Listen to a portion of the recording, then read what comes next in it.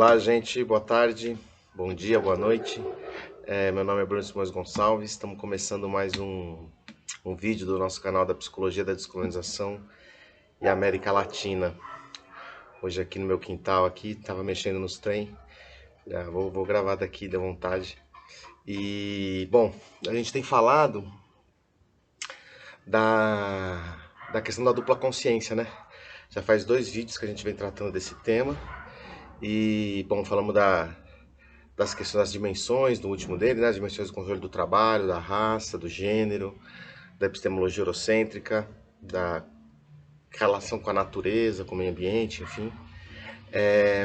E aí hoje eu pensei em dividir com vocês um aspecto que eu acho um jeito de falar dessa dupla consciência. Vai ver que a gente vai ter várias formas de se referir a essa questão da dupla consciência como estrutura formadora da subjetividade dos povos daqui da América Latina, né? Um jeito que eu acho interessante, que eu uso em aula e me parece um exemplo didático para a gente começar a ir entrando em contato com isso, é a ideia por um lado, da monocultura do pensamento, né? Como diz a Vandana Shiva, uma socióloga indiana, muito ligada com os povos do campo, né? Com a luta por terra, né? Com a preservação da natureza, enfim, tudo isso. E, por outro lado, a ecologia dos saberes, que é um termo que quem usa bastante, conhecido é o sociólogo português Boaventura de Sousa Santos, e eu acho que dá para usar o termo ecologia de saberes, mas ecologia de memórias, ecologia de conhecimentos, né? Ecologia de histórias, né? Mais forte, digamos, é a ideia de ecologia, né? De uma reunião de múltiplas coisas. Sempre quando falam ecologia, acho que por uma questão do imaginário brasileiro, de quem está perto da floresta, alguma coisa assim, me vem a imagem de uma floresta.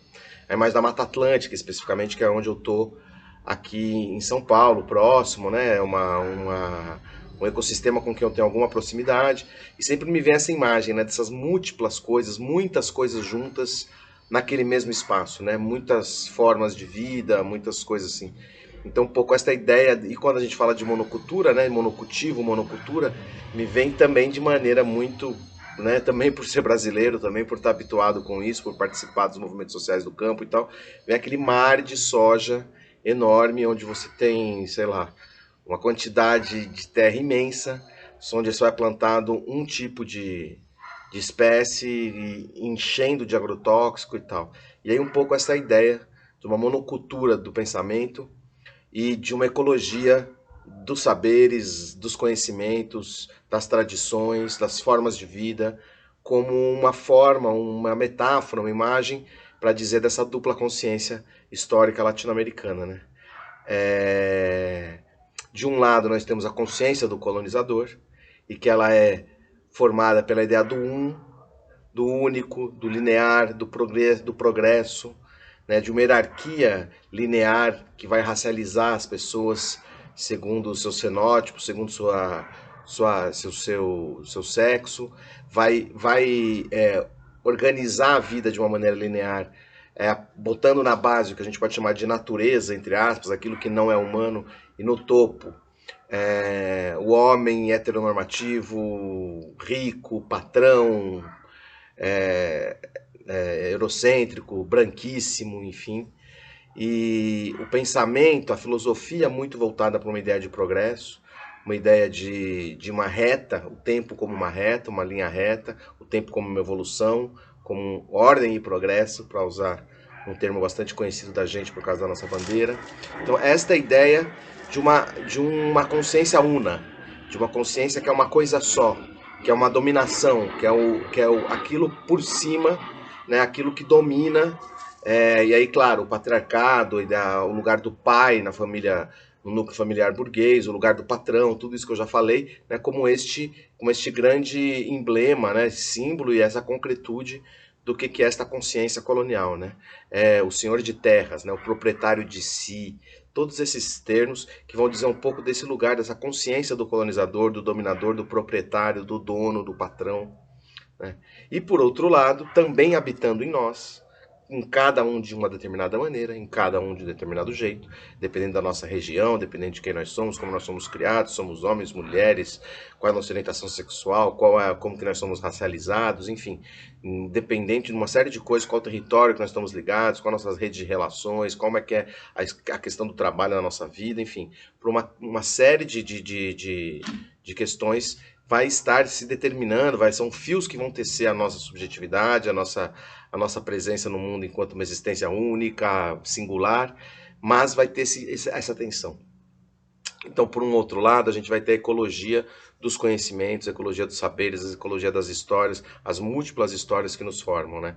Se a gente tem esta monocultura do pensamento, esse pensamento uno, esse pensamento do um como princípio, do outro lado a gente vai ter a ideia de uma ecologia, de um encontro, de uma diversidade, de um tecido forjado por várias histórias, por várias memórias, por várias ancestralidades, por vários modos de vida, por várias maneiras de pensar o real, perspectivas do que é o real, do que é a vida, do que é a morte, do que é o viver, do que é o morrer, cosmovisões, cosmopolíticas, maneiras de se organizar, maneiras de organizar a vida, de criar os filhos, de rezar as estrelas.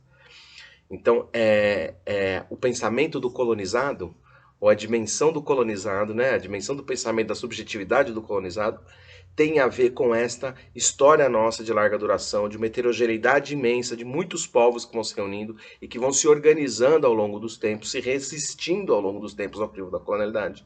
E para isso vão formando essa enorme diversidade que nós temos, milhares de línguas, milhares de comidas, milhares de territórios, um bundalelê faraônico, fabuloso, e que vai formar essa ecologia de histórias e de memórias. Muitas memórias vindas de muitos lugares, se reencontrando aqui, se tecendo, se odiando, se amando, dançando, brigando, se articulando, se interpenetrando, se semiotizando, se antropofagizando, se mestiçando, se misturando,